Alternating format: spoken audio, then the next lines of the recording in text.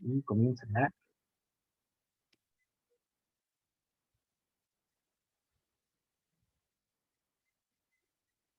Bien.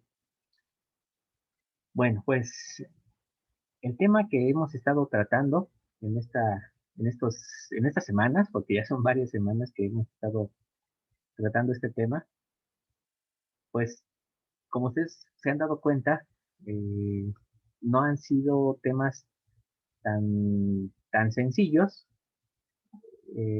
al mismo tiempo de que pues no son tan complicados, pero quizás como no estamos tan familiarizados con estos temas, con el estudio del libro de Levítico. Decíamos al principio del curso que generalmente Levítico es un libro que tanto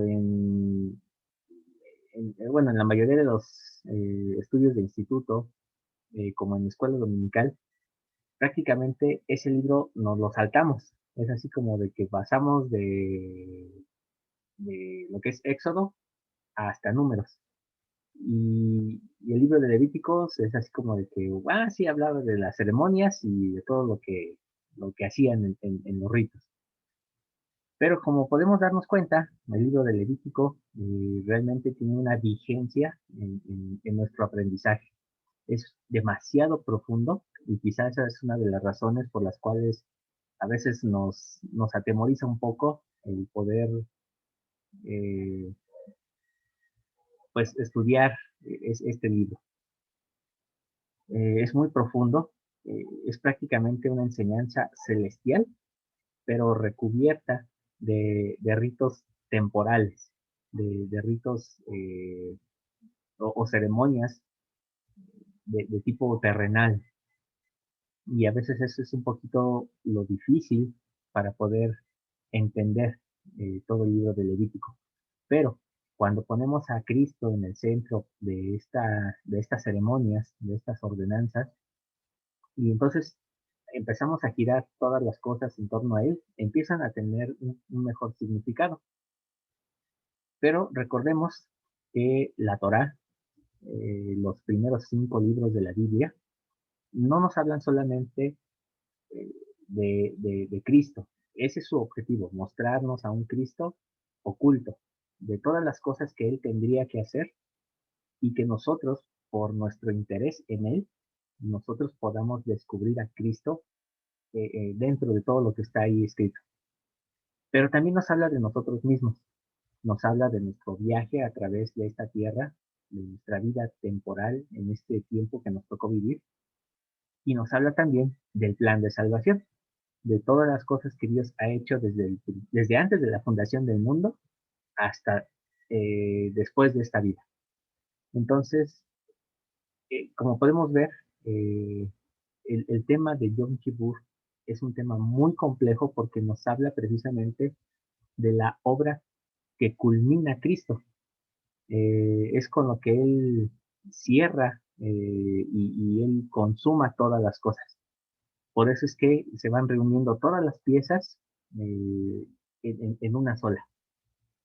Y esta es la promesa de la restauración, reunir todas las cosas en Cristo. Y apenas pareciera que estamos en el principio, pero pues ya estamos muy cerca de este tiempo, de que Cristo venga a reunir todas las piezas, pero nosotros debemos de saber el tiempo en el que estamos y necesitamos aprender de estas cosas. Al principio, cuando empezamos a hablar sobre este tema, hablamos acerca de las vestimentas sacerdotales. Hablamos de la figura del sumo sacerdote como la única persona que tenía derecho a entrar al lugar santísimo, de las vestiduras que le representan y que a pesar de que éstas representan su poder y autoridad, aún así, estas no eran suficientes para poder estar en el lugar santísimo, por lo cual tiene que despojarse de estas prendas y ponerse unas diferentes, unas más especiales, que son de lino y oro, principalmente pues la representación en lino, para su pureza y su poder y autoridad como sacerdote. Vimos algunas otras personajes que tuvieron ese privilegio de vestir eh, ropas sacerdotales, y vimos cómo estas tienen que ver con la forma en la que Cristo se había revestido de sacerdocio. Un sacerdocio que, como ustedes saben, en el Nuevo Testamento no se menciona en ningún momento en el que haya sido ordenado, no es que haya bajado Moisés y Elías y le hayan dado autoridad y poder eh, para actuar en el nombre de Dios. Este es un sacerdocio que él recibe por unción divina, por decreto divino. Cuando ustedes después, con más calma, lean el libro de Hebreos, se van a dar cuenta que así es como se recibe el sacerdocio de Melquisedec. El sacerdocio de Melquisedec no se hereda, es algo que se recibe por decreto divino. Eh, y por lo tanto, se hace a través de un juramento y convenio. Y entonces de esta manera es como Cristo obtiene su sacerdocio y se convierte en sumo sacerdote según el orden de Melquisedec. Además de eso, estuvimos viendo que el apóstol Pablo en Hebreos 10, bueno, nos hace la invitación a que todos nos acerquemos al trono de la gracia. Pero decíamos que con qué autoridad, con qué poder, cómo es que nosotros podemos acercarnos al lugar santísimo, sabiendo que somos imperfectos, pecadores, y bueno, nosotros como santos de los últimos días, sabemos que el sacerdocio, en su orden de Aarón y en su orden de Melquisedec, está restaurado aquí en la tierra. Pero en general, en el mundo, pues leen estos versículos y se cree que todas las personas, por el simple hecho de creer en Cristo, ya se pueden acercar al lugar santísimo. Pero eso nos muestra la Torah que no es lógico, no es razonable que cualquier persona pueda acercarse al trono de la gracia. Nadie puede estar en la presencia de Dios a menos que se purifique y se santifique. Y esa es la razón por la cual el sumo sacerdote tenía que despojarse de sus prendas para ponerse unas nuevas. Eh, Vimos también algunas escrituras acerca de cómo es que el Señor nos permite que nosotros nos acerquemos a ese trono de la gracia. Y que a final de cuentas cada uno de nosotros tiene ese llamado a presentarse ante Dios, no ante Cristo, sino ante Dios, con ropas limpias, con ropas de pureza. Y obviamente, por ser de lino, tendrán que ser ropas sacerdotales. Y esto nos muestra que existe una cobertura desde antes de la fundación del mundo. Esta cobertura fue dada desde antes. ¿Cómo lo sabemos? Los que hemos estudiado acerca del plan de salvación, sabemos que eh, el Mesías fue asignado desde antes de la fundación del mundo. Su nombre ya era conocido y nosotros, por esa fe que tuvimos, es que fuimos mandados a esta tierra con un cuerpo de carne y hueso. Eh, por lo tanto, nosotros ya tenemos la conciencia de saber que Cristo eh, ya consumó la obra. Aunque no está terminada en el tiempo en el que vivimos, sabemos o sabíamos desde antes de la fundación del mundo que esto ya estaba consumado, que ya era un hecho. Y por esa fe, nosotros fuimos mandados a venir a esta tierra. Pero sabíamos que eh, tendríamos dos clases de muerte, una muerte física, una muerte espiritual, y eso hace una separación entre nosotros, entre nuestro mundo y el mundo celestial, entre nosotros y Dios.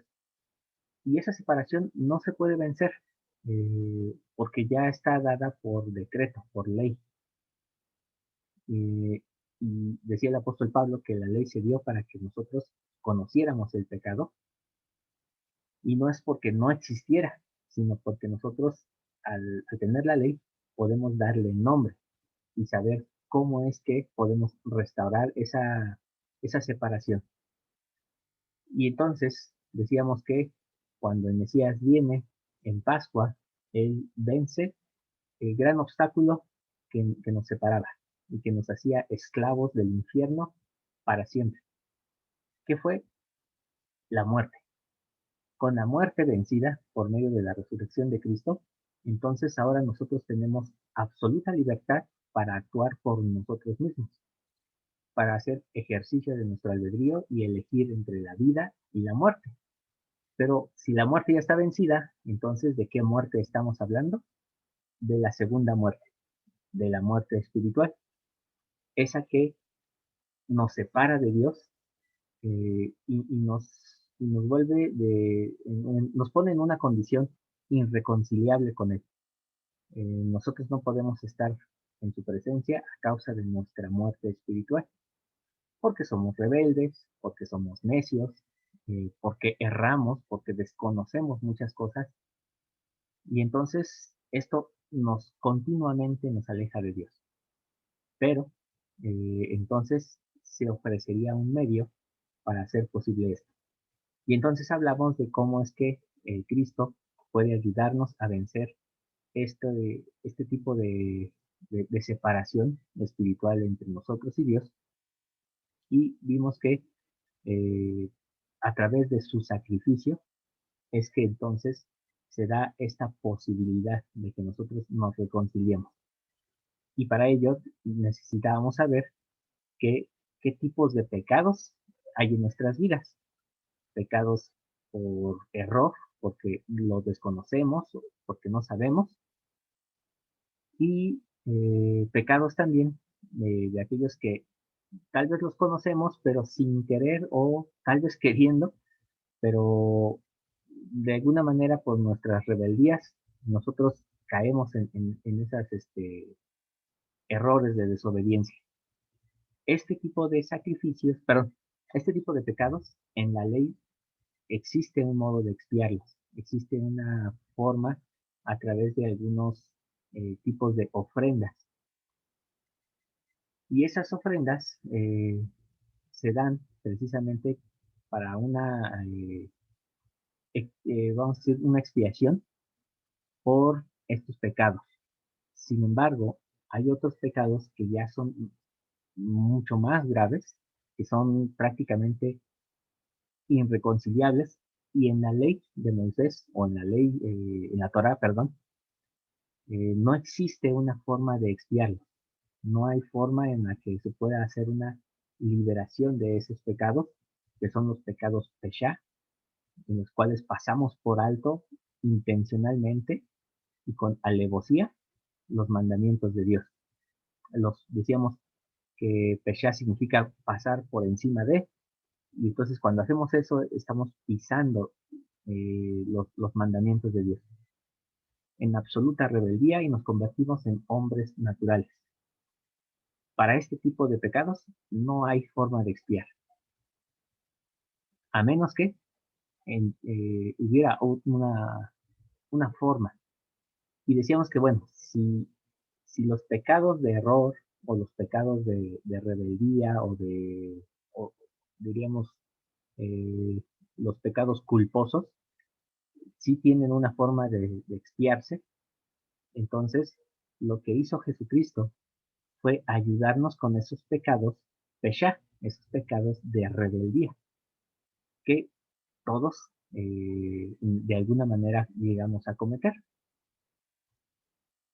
Y bueno, una cosa que quizás no comentamos o lo hicimos de forma muy ligera fue lo referente al altar.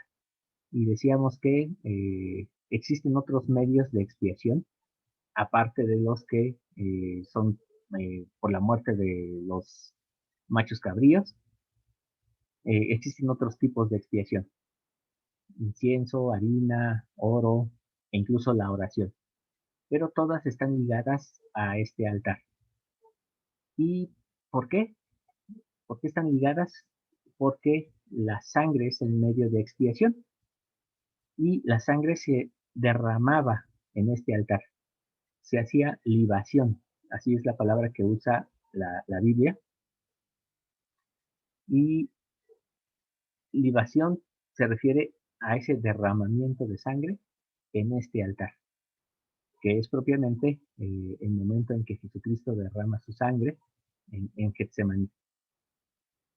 Pero es diferente a lo que decíamos en el caso de el día de expiación, porque aquí no se derramaba sangre, aquí se untaba la tapa, que es el caporet, con la sangre. Y entonces vemos aquí cómo hay una diferencia del uso de la sangre. Aquí ya no se derrama, aquí se unta. Y entonces tiene un significado diferente. Además de eso, eh, pues el sumo sacerdote tenía que entrar con el incienso que había tomado del altar del incienso y también entraba con su incensario con los carbones tomados del altar, de la entrada en el atrio. Entonces tomaba los carbones del atrio, en los cuales se derramaba la sangre, los ponía en el incenciario, tomaba el incienso del altar del incienso en el lugar santo y con este objeto más un hisopo y la sangre era como entraba al lugar santísimo. Eh, y bueno, decíamos que entonces pues se necesita de este sacrificio de Cristo y por lo tanto decíamos que Dios sí acepta sacrificios humanos, pero hasta cierto punto. Aquí es donde a veces nos cuesta un poquito de trabajo entenderlo porque en el cristianismo es todo o nada. Y poníamos ejemplos anteriores, como aquellos que dicen, si creo en la ley, entonces dejo de recibir la gracia. Pero si creo en la gracia, entonces ya no necesito la ley. Entonces, este tipo de pensamiento radical le ha hecho mucho daño al cristianismo, porque nos ha hecho incomprensible el sacrificio de Jesucristo y nos ha hecho incomprensible los sacrificios en el Antiguo Testamento.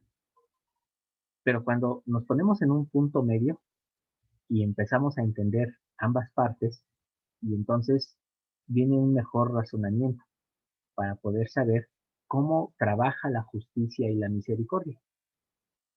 Cómo es que estas dos facetas del mismo Dios se reconcilian unas con otras a través de este sacrificio humano que ofrece nuestro Señor Jesucristo, el cual nos deja a nosotros en la condición de poder hacer un sacrificio semejante para este momento de expiación. Recordemos que eh, un error que nosotros tenemos como cristianos es decir que la expiación de Cristo ha sido consumada y eso no es correcto. La expiación de Cristo inicia en Getsemaní con el derramamiento de sangre, pero termina hasta la segunda venida de Cristo. Entonces, aún quedan cosas pendientes y esto es lo que vamos a ver ahora en el día de la expiación.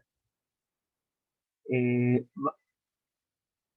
bueno, ahorita que cierre la sesión, eh, iniciando la siguiente, vamos a comenzar con Levítico 23 para ver de forma general de qué se trata este día de la expiación. Vamos a ver cuál era el rito general y después nos vamos a ir a Levítico 16 para ver algunas cosas más específicas del día de la expiación. Entonces, para que ustedes vayan preparando también sus Biblias y podamos hacer esto un poquito más ágil, ¿vale? Entonces cierro de una vez la sesión para que ya podamos comenzar en la siguiente con la lectura, ¿vale?